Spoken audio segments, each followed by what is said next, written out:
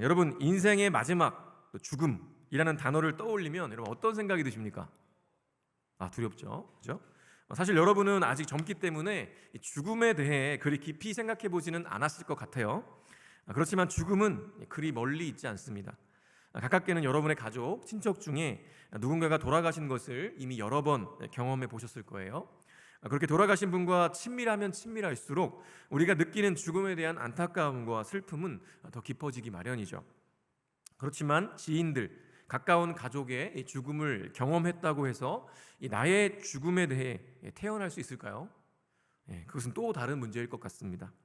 게다가 죽음이라는 것은요, 내가 선택할 수 있는 것이 아니죠. 물론 극단적 선택을 하는 이 안타까운 경우들이 있지만 특별한 경우를 제외한다면 죽음이라는 것은 우리의 의지와는 상관없이 찾아오는 불청객처럼 여겨지는 것이 보통일 것입니다. 물론 여러분들은 젊으니까 아무리 다른 이들의 죽음을 간접적으로 경험했다고 해도 그때가 지나고 나면 지금 당장 죽음이라는 것이 피부로 와닿지는 않을 거예요. 그러나 말했듯이 죽음은 우리의 의지와는 상관없이 찾아옵니다. 2001년 9월 11일에 일어났던 이 9.11 테러 사건 기억하실 거예요. 저도 정말 TV 화면 보면서 이게 진짜인가 거짓인가 이게 그런 생각을 많이 했던 것 같은데 그때 거의 한 3,000명에 가까운 사람들이 한순간에 생명을 잃어버렸습니다. 그 누가 전 세계를 움직이는 그 월드 트레이드 센터가 무너질 거라고 굳건해 보이는 정말 그 건물이 무너질 거라고 생각했을까요? 그러나 안타깝게도요, 그 일이 실제로 일어났죠. 그리고 그날 그 건물 안에 있던 수많은 사람들이 자신의 삶의 마지막을 직감하고 사랑하는 사람들에게 핸드폰으로 메시지를 보냈습니다. 어떤 내용일까요? 저마다 사랑한다, 미안하다, 고맙다 라는 내용들이 대부분이었습니다. 그리고 2년 뒤에 우리나라 대구에서 지하철 화재 사건이 발생했죠. 2003년 2월 18일 그 화재로 인해서 192명이 사망하는 대형 참사였습니다. 그때 희생자들이 마지막으로 보냈던 메시지들이 있는데요, 신문에 게재되었던 부분들을 좀 같이 여러분과 한번 나눠보려고 합니다. 한번 보여줄 수 있나요? 여기 첫 번째 메시지는 보시는 대로 예비 신랑이 예비 신부에게 보낸 메시지예요. 사고 발생 7분 전에 잘 잤어요. 여긴 날씨가 맑아요. 오늘 하루 보고 싶어도 조금만 참아요. 정말 얼마나 애틋한 마음이 느껴집니까? 그리고 또 다른 메시지는 이렇습니다. 사고 발생 4분 전에 지금 지하철인데 거의 사무실에 도착했어. 저녁밥 맛있게 준비해 놓을 테니까 오늘 빨리 퇴근해요 라고 남편에게 통화했던 기록인 거죠. 근데 사고 발생 8분 후에 이렇게 전화 통화를 했습니다. 여보 불이 났는데 문이 안 열려요. 숨을 못 쉬겠어요. 살려줘요. 여보 사랑해요. 애들 보고 싶어. 이게 마지막 통화 내용이었다고 해요. 얼마나 안타까운 일인지 모르겠습니다. 또 다음 메시지는 이렇습니다. 대학생 딸이 어머니에게 통화한 내용인데요. 사고 발생 후 1분 지난 다음에 엄마가 여기 와도 못 들어와. 아마 엄마에게 상황을 말했겠고 엄마가 당장 갈 테니까 기다리라고 했을 거예요. 그때 이 딸이 엄마 여기 와도 못 들어온다고 했던 게 마지막 메시지였다는 거죠. 또 다른 메시지는 이렇습니다. 여자친구에게 보낸 메시지인데요. 사고 발생 후 19분 지난 이후에 이렇게 여자친구에게 메시지를 보낸 거예요. 오빠가 급한 일이 생겨서 어디 좀 다녀야 될 것 같아. 기다리지 말고 들어가. 알았지? 사랑해. 아마 자신이 다시 만나지 못할 거라는 것을 직감하고 이렇게 우리 여자친구에게 이런 메시지를 보낸 거겠죠. 또 다른 메시지는 이렇습니다. 부인에게 보낸 메시지인데요. 불이 났어. 나 먼저 하늘나라 간다. 할렐루야. 아멘. 짧지만 그때의 그 상황 가운데에서 이 분이 아내에게 고백했던 메시지인 거죠. 또 하나는 아들 25살 먹은 아들이 탈출에 성공한 생존한 어머니에게 보낸 메시지죠. 엄마 나간 거죠? 난 괜찮으니까 미안해하지 마요. 사랑해. 아들은 끝내 탈출하지 못하고 죽음으로 발견했다고 합니다. 이 메시지를 받은 엄마의 마음도 얼마나 많이 무너졌을까요?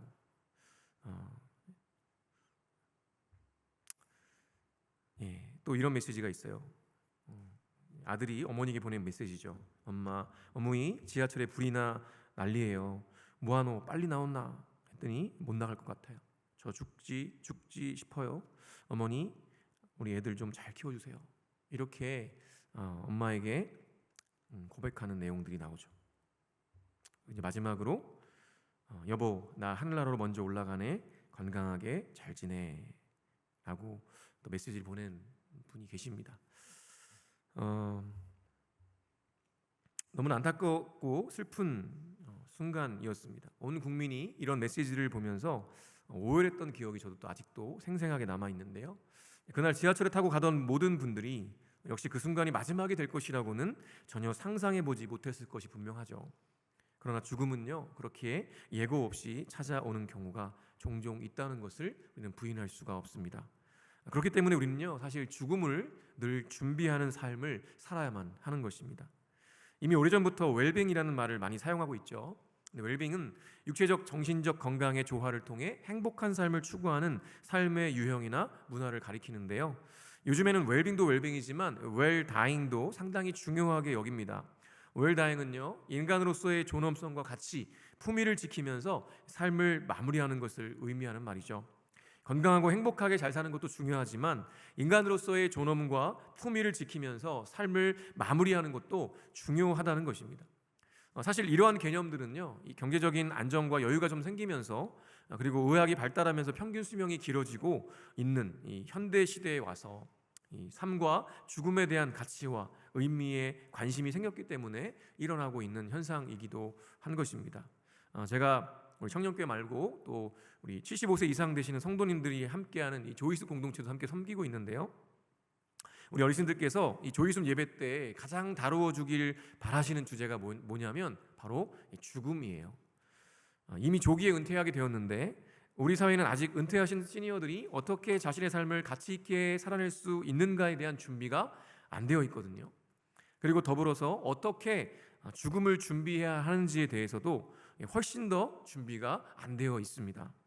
그래서 웰다잉이 중요해지고 있는 거죠. 사실 죽음에 대해서 가장 잘 말해줄 수 있는 곳이 어딜까요? 바로 교회입니다. 그럼에도 죽음을 말하는 교회는요, 별로 많지가 않아요. 왜냐하면 한국 사회 자체가 죽음을 말하는 것을 금기시하고 있기 때문입니다. 그럼에도 죽음은요, 그 누구도 피해갈 수 없는 거죠. 그렇기 때문에 어떻게 죽음을 준비하는가는 너무나도 중요한 일입니다.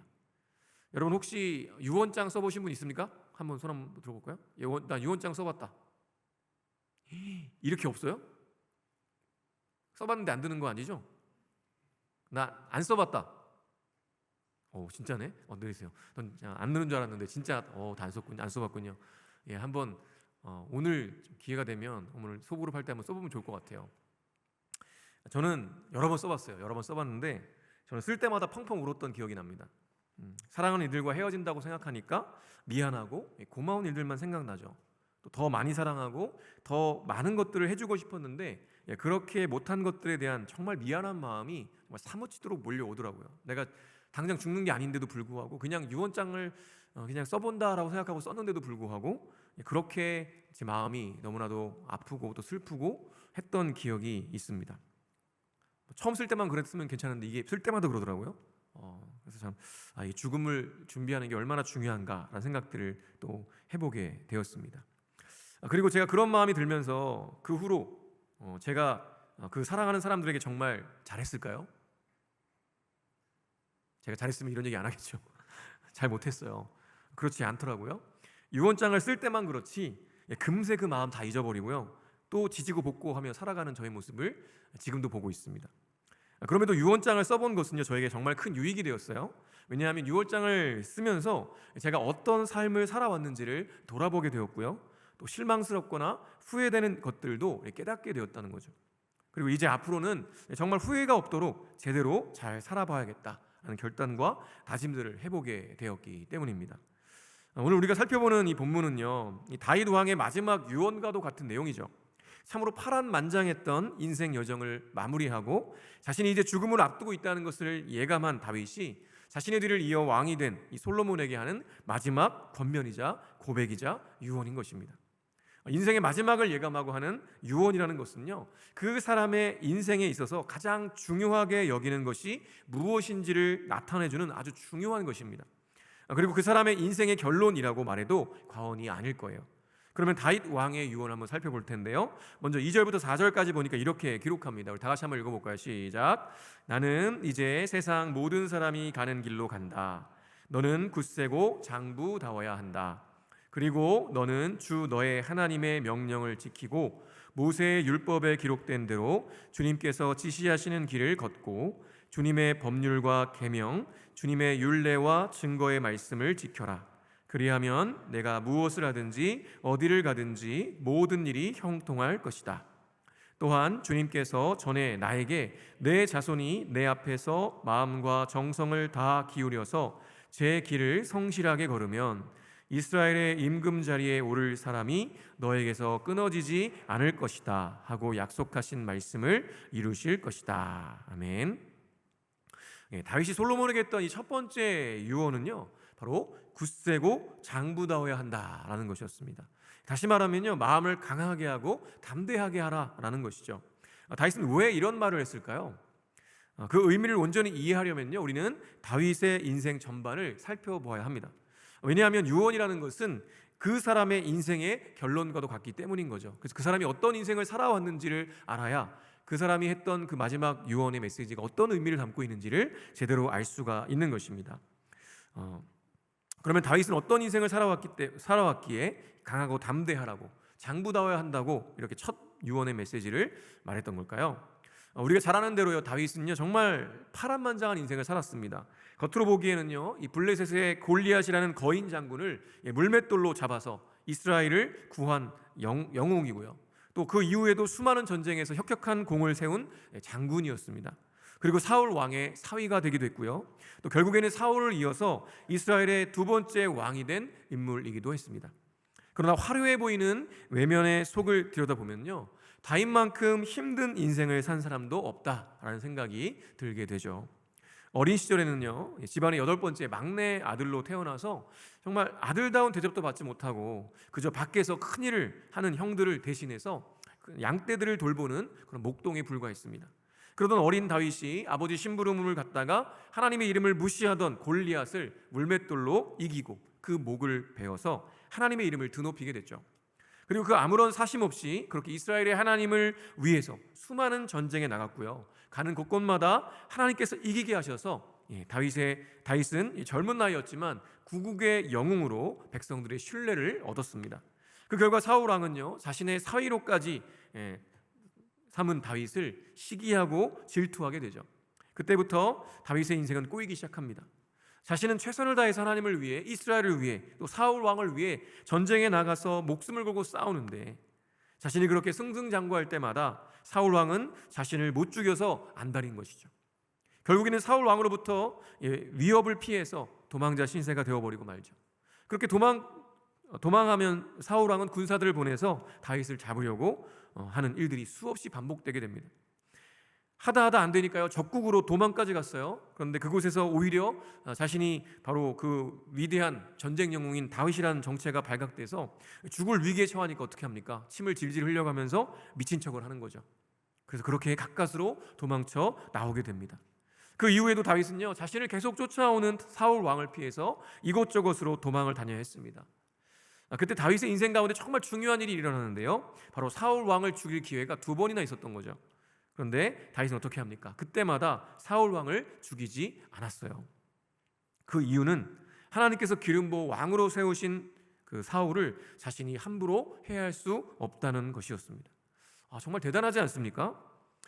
지금 자기가 누구 때문에 이렇게 고생을 하고 있는데 그 사울 왕을 죽일 기회가 2번이나 있었음에도 불구하고 그 신하들은 이건 하나님이 주신 기회라고 그렇게 얘기했음에도 불구하고 아니라고 그러면서 하나님을 경외하는 마음으로 그렇게 악을 행하지 않았던 이 다윗의 믿음을 엿볼 수 있는 장면인 것이죠.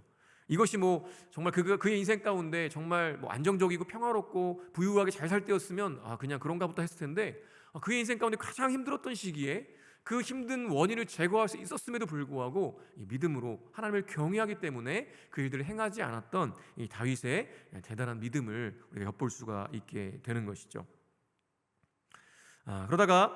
그런데 그렇게 엄청난 은혜를 입은 사울 왕은요, 어떻게 합니까? 여전히 돌이킬 생각을 하지 않죠. 계속 다윗을 죽이려고 합니다.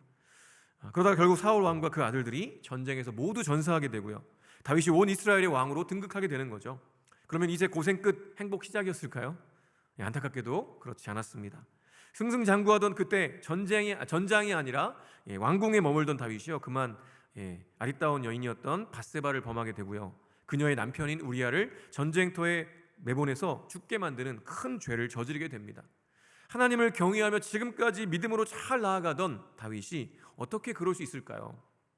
그러나 참 감사하게도요, 다윗은 나단 선지자의 그 통렬한 죄의 지적을 듣고는 하나님 앞에서 철저히 회개하며 돌이킵니다. 사실 당시 문화로 볼 때요, 왕이면 모든 것이 가능했습니다. 그래서 왕이 어떤 여인을 취하건 누구를 죽이건 그건 왕에게 아무런 문제가 되지 않았다는 거죠. 그러나 다윗은 나단 선지자의 지적 앞에 자신의 죄를 통렬하게 깨닫고 철저히 회개하게 되죠. 그리고 그 후로 그 죄의 대가로 인해서 다윗의 집에는 피가 끊이지 않게 됩니다. 아들이었던 압살롬에게 반역을 당하고 결국 압살롬을 피해 도망해야만 했었던 초라한 아버지이자 왕이었죠. 그리고 말년에는요, 또 다른 아들이었던 아도니아가 또다시 반역을 일으키게 됩니다. 정말 화려함 뒤에 고난이 끊이지 않았던 인생을 산 것이 다윗이었다는 겁니다. 간단하게 다윗의 인생을 살펴봤는데요, 다윗이 그러한 인생을 살아오면서 마지막 결론으로 유언으로 했던 말이 무엇입니까? 굳세고 장부다워야 한다라는 것이었어요. 이것은 단순히 남자답게 살아라 라는 의미가 아니라 다윗이 그의 인생 전반을 살아오면서 경험하고 깨달았던 진리를 말해주는 거였어요. 그러니까 단순히 남자답게 강하게 살아라가 아니라 하나님을 경외하며 그분의 말씀에 철저히 순종하는 믿음의 사람으로 살라는 의미였던 것이죠. 그의 인생에서 가장 후회되는 것이 무엇이었을까요? 그것은 바로 아마도 밧세바를 범하고 우리아를 죽게 했던 것 아니었겠습니까? 그 죄로 인해 그의 인생 가운데 피가 멈추지 않았기 때문이죠. 만약에 다윗이 그의 평생에 하나님의 말씀을 붙들고 그분을 경외하는 마음으로 순종의 걸음을 걸었다면 어땠을까요? 아마도 다윗은 그의 인생의 마지막을 정리하면서 하나님의 말씀 앞에 불순종했던 그 순간이 가장 후회되었을 것입니다. 그렇게 그가 아들 솔로몬에게 굳세고 장부다워야 한다라고 말했던 것은요, 단순히 남자답게 강건해라 라는 의미가 아니라 하나님을 경외함으로 믿음 위에 굳게 서라는 의미였던 것이죠. 어떠한 어려움이 있어도 어떠한 상황이 있어도 믿음을 지키고 주님을 경외하는 마음을 잊지 말아라. 그렇게 타협하지 말고 불순종하지 말고 불신앙하지 말고 끝까지 주님을 붙들고 주님을 경외하며 그분께 순종하는 삶을 살아라 라는 것이 바로 장부다워야 한다라고 했던 그 말에 담겨있던 의미라는 것이죠. 그리고 이어지는 3절과 4절에서 그 부분에 대해서 명확하게 또 설명을 해줘요. 물론 다윗이 말하는, 보면 형통할 거라고 표현하고 있는데, 이 다윗이 말하는 형통할 것이라는 말은요, 단순히 모든 일이 내가 원하는 대로 잘 된다는 의미가 아니잖아요, 그죠? 여러분, 우리가 보통 세상 사람들 말할 때 형통하다라고 말하면 뭡니까? 내가 원하는 대로 다 잘 되는 거예요. 공부도 잘 되고 학업도 뭐 잘 되고 뭐 직장도 생활도 잘 하게 되고 돈도 많이 벌고 뭐 건강하고 좋은 사람 만나고 막 내 마음대로 다 내가 원하는 대로 다 되는 거죠. 그게 형통하다라는 표현이에요, 세상 사람들은. 그러나 성경이 말하고 있는, 또 다윗이 말하고 있는 형통이라는 건요, 그 세상 사람이 말하는 형통과는 전혀 다른 의미입니다. 단순히 모든 일이 내가 원하는 대로 된다는 게 아니고요, 다윗의 인생이 그랬던 것처럼 인생에는요 고난은 계속돼요. 그러나 진정한 형통은요, 고난이 없어지는 것이 아니라 고난이 있음에도 불구하고 그 고난 가운데 하나님이 항상 함께 하시기에 능히 믿음으로 버티고 견디며 뚫고 나아갈 수 있다는 것을 의미하는 것입니다. 아마도 다윗은 자신의 뒤를 이어서 왕이 된 이 솔로몬이요, 자신보다 더 하나님을 경외하고 그분의 말씀을 철저히 순종하여 자신의 전철을 밟지 않기를 바랐을 것입니다. 자신의 삶의 여정을 돌아보고 정리하여 낸 결론이 그래서 바로 하나님을 경외하며 순종하는 것이었다는 거죠. 저 여러분에게도 시사하는 바가 큰 거예요. 다윗은요, 어떻게 하면 부를 늘릴 수 있다느니, 어떻게 하면 건강할 수 있다느니, 어떻게 하면 처세를 잘할 수 있다느니 하는 것에 대해서는요 말하지 않았습니다. 오직 하나님을 경외하고 그분의 말씀에 순종하라고, 그러면 하나님께서 그 약속하신 말씀을 다 이루어 주실 것이라고 말하고 있다는 거죠. 물론 5절부터 이어지는 내용을 보면요, 놀랍게도 몇몇 사람에 대한 처우에 대한 것은 이야기합니다. 그래서 저도 처음에는 다윗이 잘 나가다가 이렇게 인간적인 방법으로 나라를 정리하려는구나 라는 생각이 들었어요. 역시 나이가 많이 드셔서 그런가 안타깝다라는 생각을 했거든요.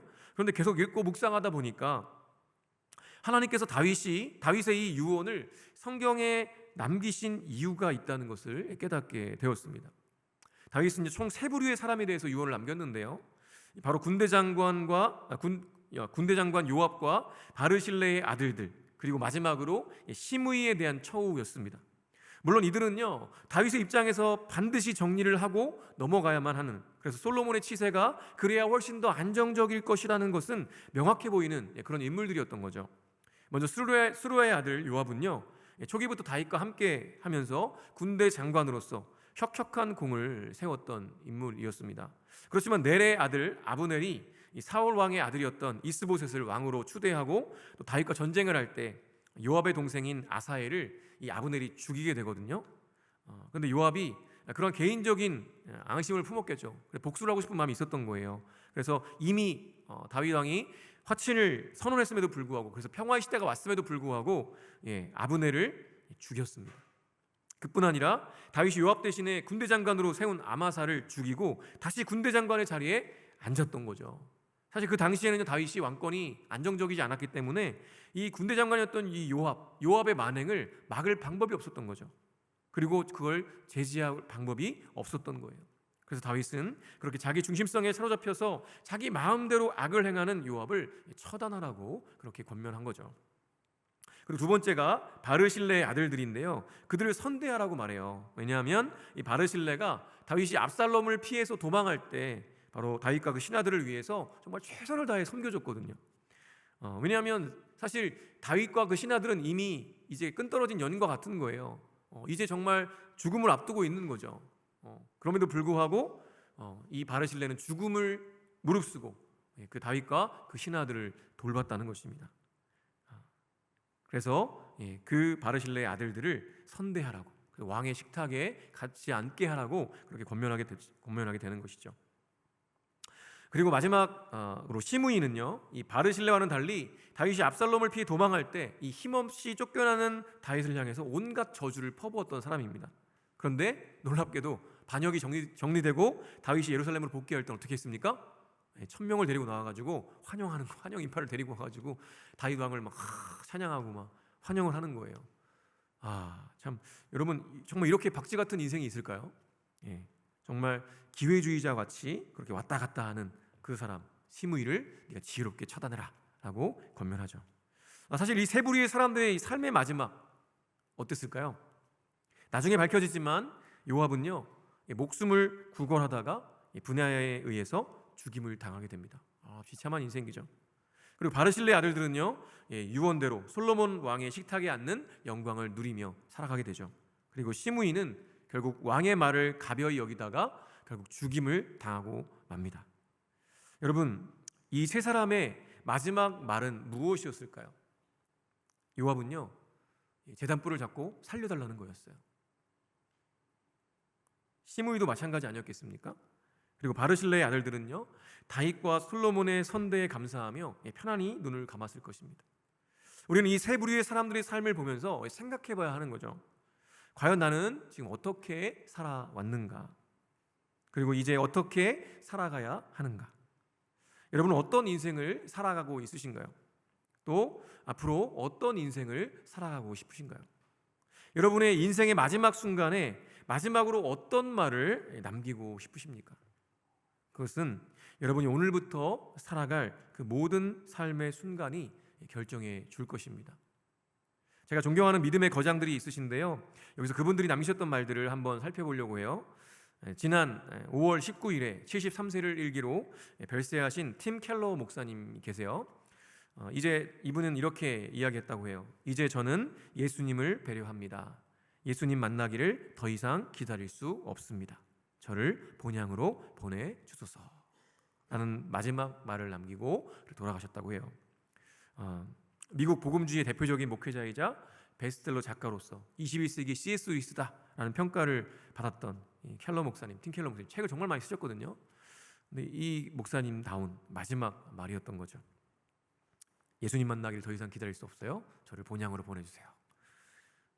그리고 목회자의 목회자로 불렸던, 그래서 이 땅의 수많은 크리스천들에게 책을 통해서 예수 그리스도의 진리를 전했던 유제인 피터슨 목사님은 2018년 10월 22일 85세를 일기로 이 땅을 떠나셨는데요. 부활을 살라, 다윗 현실에 뿌리박은 영성 등등 수많은 책들을 저술했던 이 목사님의 마지막 말은 간단했습니다. Let's go 였다고 해요. 함께 가자. 이 말을 남기셨다고 해요. 죽음이라는 마지막 이 사명의 자리를 통해서 이 땅의 사람들에게 이제 함께 새로운 믿음의 세계로 가자라고 말했던 거죠. 피터슨 목사님이 평생 강조한 단어가 심플이었다고 해요. 분주함이라는 이 세상의 대적을 의도적으로 피하면서 단순한 삶, 오직 주 예수 그리스도께 집중하는 삶을 사는 것이 이 세상에서의 삶을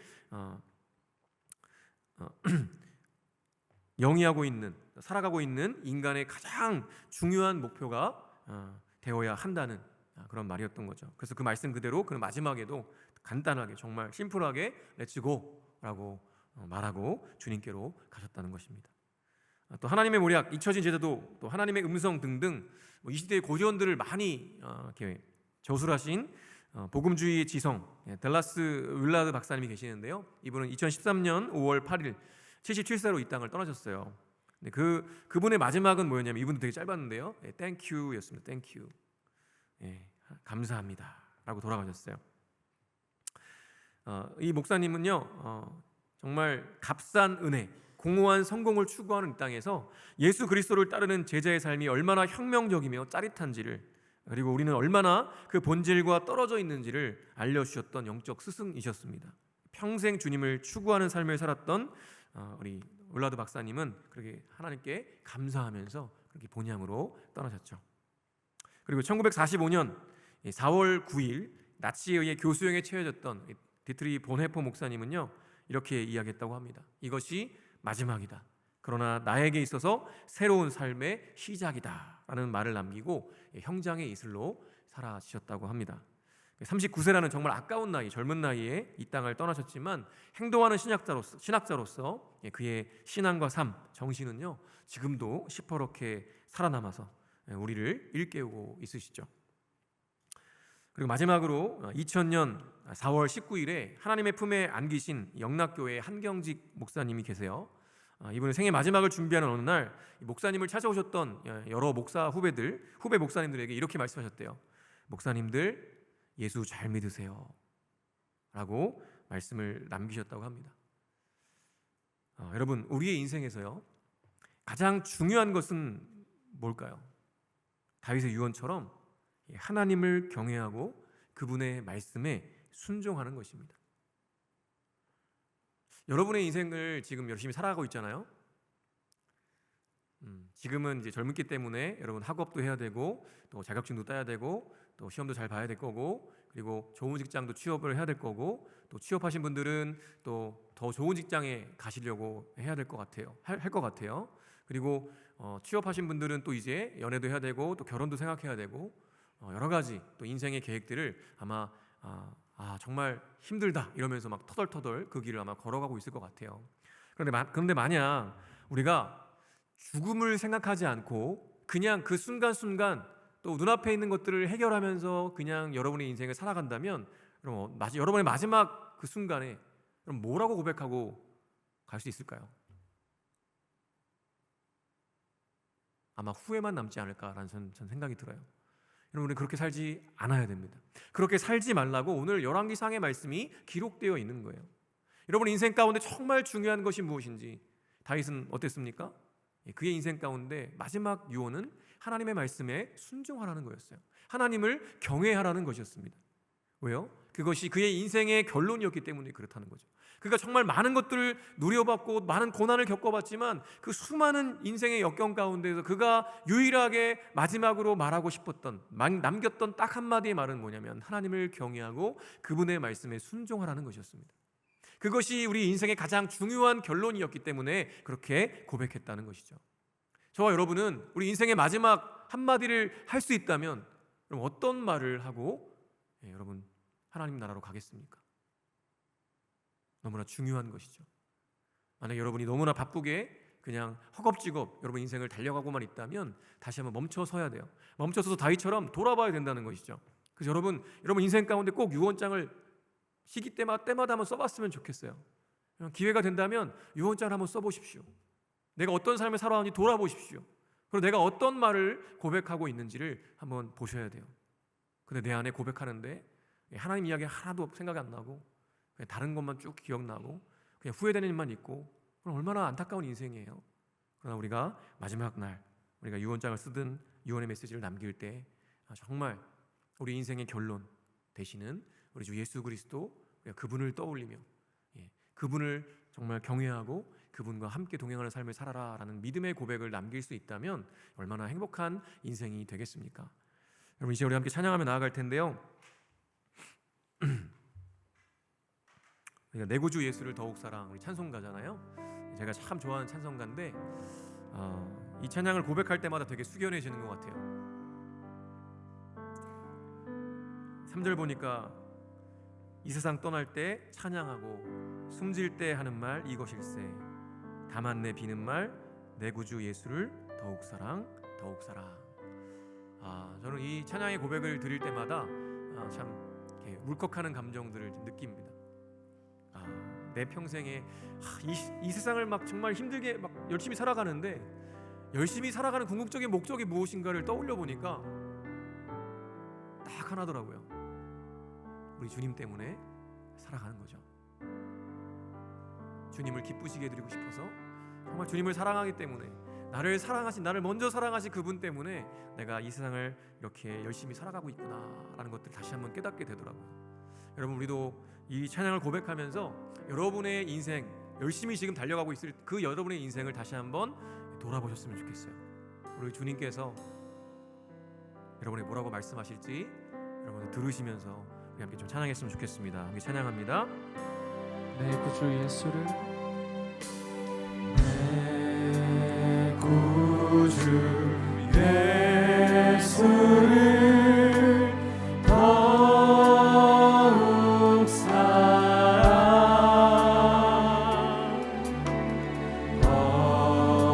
엎드려 비는 말 들으소서.